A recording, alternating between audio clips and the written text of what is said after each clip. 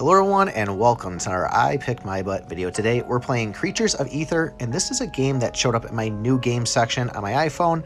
Download it and quickly fell in love with it. Now before we get too far into the game, I want to say I reached out to the devs and they were able to give me a free promo code, just one of them, for the starter pack inside the game, I believe. So stick around towards the end, we'll tell you how you can get that. But I also want to say that this game is not a paid promotion. The devs didn't ask me to make this video. I'm not endorsed on this. It's just generally a game that I'm enjoying.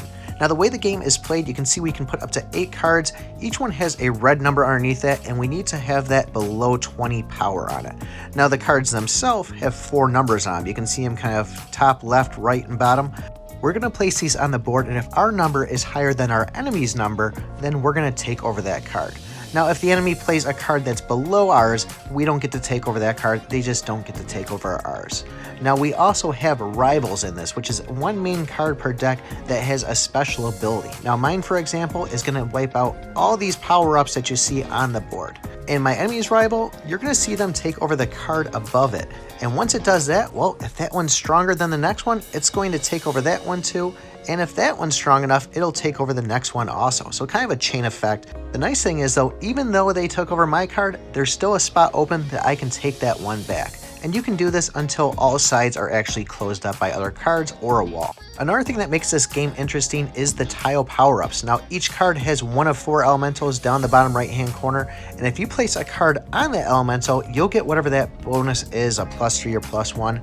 But if you place a card on the wrong elemental, like I did up in the top right, it's going to reduce the power on all 4 of those numbers. And as you progress in the game, you'll find different cards. For example, my enemy's card here, when they play it, it's going to give a bonus to every single one of the cards that it owns. It's going to increase the numbers all by +1. There's also another one too that when they drop the card, it's going to throw those kind of tile power-ups on the thing, whatever areas are touching that card, and there's plenty more to go with.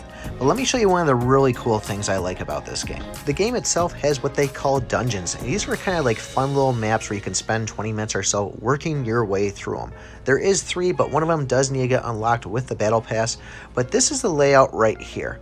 And it looks pretty straightforward, but check this out once we beat this board. We now have the option to take 100 gold or take one of the cards that played against us and swap it out for one of the cards that was in our deck. Remember that power level of 20? Well, doing this, we can easily take our power level above that. The other cool thing is if we have a card that was matching one of the cards we played against, we can take that and upgrade our card to the next level, which will give a +1 on all 4 of our numbers. You can see the cards getting thrown in the bag there. If we complete the dungeon, we will get those extra cards that got tossed in there.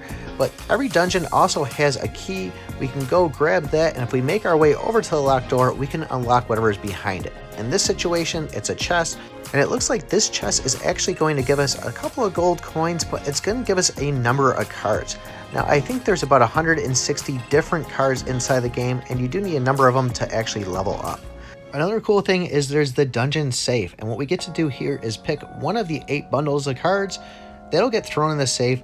If we beat the dungeon, we'll also gain those cards too. Finally, when you make it to the boss and beat him, you'll once again get a chance to select one of the boss cards to take with you or grab 500 gold to add into your resources. As I mentioned before, the game does have a battle pass, and it's pretty similar to every other game out there.